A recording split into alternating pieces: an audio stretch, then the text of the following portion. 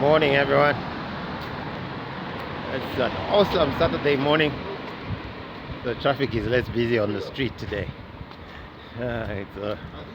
People are resting and things like that. Just done my workout, did some aerobics. So it was basically a HIIT. Did a HIIT and I did some back exercises. Yeah, so my body is adjusted for the day. Yeah, I need to adjust my body on a daily basis, and it's just to get things done in a day. And when I was going to the gym, I walked and I did a walking meditation by Joe Dispenza. It's really, really great. So, good start to the day. Yeah, today I'm going for a memorial. My late mother-in-law. Yeah, so to celebrate her life, and I think that's gonna really dominate the day. And there, of course, I'll be meeting my relatives. Yeah, so that should be really nice to meet people I haven't met in a long, long time, and basically catch up and move forward. Yeah, like follow up to yesterday. I was still thinking about the discussions we were having at the gym, and I'm thinking, wow, this topic about relationships and sex is really close to people. And I'm deep into, like studying addiction as I work on my own addictions, and as I help, or is it work with other people on their addictions. And yesterday we were talking about, like sex, so which means sex and love addiction. And one thing I hear a lot in the 12-stepping program is that, like, whatever addiction it is, it's not about that addiction. Being addicted to alcohol is not about alcohol. Being addicted to gambling is not about money. Being addicted to food is not about food. And being addicted to sex is not about sex. So some people think like, oh, at least sex addicts enjoy while they go through it. Or no, alcohol is enjoyable, but then when abused, it's not nice anymore. Food is nice, but then when it's being abused, it's not nice. Like, I know, being like just recently coming out of a food addiction, even the taste is not there anymore. It goes away. It's not about enjoying the taste anymore. It's about almost like fulfilling a function. Even with, like, the alcohol, it becomes about just making sure I drink. With the food, it's just about making sure somebody eats. With the gambling, it's about just making sure the gambling is done. And with the sex, it's just about making sure the sexual activity is taken part into. And with sex addiction, it's very broad. It is not only about copulation, because some forms of sex addiction, there's even no sex involved, like actual sex. Like, there's a lot. It is very, very broad. There are a lot of them, like texting. There's a form of texting which is sensual, which can be a form of sex addiction. Some people have compulsive cross-dressing. Others, it's very, very, very, very broad. Others are exhibitionists. So which means they get a kick out of showing their nakedness. That's what we've seen, like like those people on a soccer match or a cricket match, and then they jump onto the field naked. To me, it's a form of exhibitionism. Of course, I'm sure experts will shed more light on that. And speaking of which, there's been one of the addictions which has not really been recognized by the medical profession is sex addiction. It's there, proven, but then there are still factions or sections of the medical profession who choose not to recognize it as an addiction. and a lot of them have been found to be maybe sponsored by some interests. There's some people who have interest in not having sex addiction being recognized. So yeah, so it's like that. Some professionals don't really recognize sex addiction as an addiction, but then there's more than enough evidence to prove that people have been diagnosed with sex addiction, and they have recovered.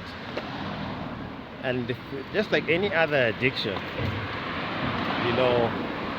the people around the sex addict, suffer as well, especially partners. And there's a whole healing process which takes place for partners of sex addicts. So, like all other addictions, the recovering from sex addiction takes more than just, dealing with the person who has the sex addiction. It means also dealing with the family, because they are affected as well, like big time, like big time. And there are 12-stepping programs for this, quite a number of them.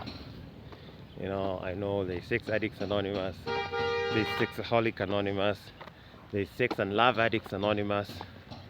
So there's quite a number. So the help is there, and there are therapists who are specifically qualified for this, because I think in a lot of programs, like tertiary programs, they do, you have it mentioned but not really go deep into it. So there are people who are specialized in this, and one person I can pick out is Dr. Patrick Carnes.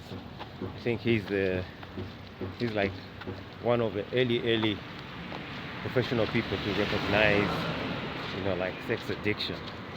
And I think I'll put some links in this video. And there's Dr. Robert Weiss, who is like a mentor of Dr. Patrick Carnes as well. He's pretty much a forerunner in this area, and to me it's very, very widespread and very unrecognized, but has a lot of serious effects. So you have people dying because of sex addiction. That's not so easy to think of, but it happens. Some of the suicides, it's because somebody was sexually addicted. Another form of sex addiction is compulsive masturbation. Another form is porn addiction. All those fall under sex addiction. And all these things, they lead, like all other addictions, they lead to either insanity, to death, ultimately, or they lead to jail. So you have people going to jail because of the things they've done as a result of their sex addiction. Yeah, so it's a pretty serious thing, but really under recognized, like big time, from what I see. So like in the 12-stepping rooms, the person will come in with one addiction, and I would say more than half, after they deal with whatever their main addiction is, they'll have to deal with sex addiction. And then that's what I've seen: sex addiction and food addiction to some level.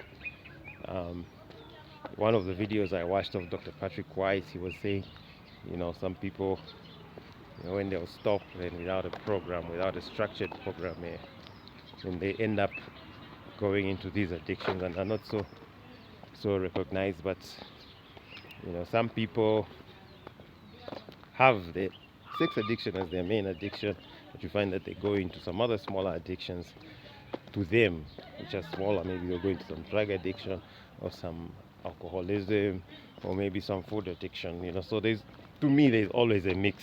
That's what I have seen in my experience. Nobody's got just one addiction, that's all. Nothing. Everybody's got more than just one thing.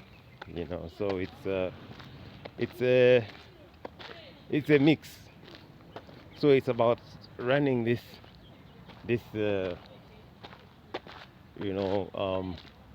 reward mechanism, and whatever runs that reward mechanism can become an addiction. So it can be run normally, and then a person who's just using the reward mechanism properly, but then again it can be run abnormally too much, and then that is an addiction now. So it's a broad topic, interesting topic, but very, very crucial to me. It's really, really close to my heart because I've seen it firsthand, and a lot of the things, I think the questions about what addiction a person is dealing with is a very pertinent question to ask. Yeah, so please subscribe to my channel and like this video, hit the notification bell, and follow me on whatever platform you're getting this video from. And thanks for letting me share.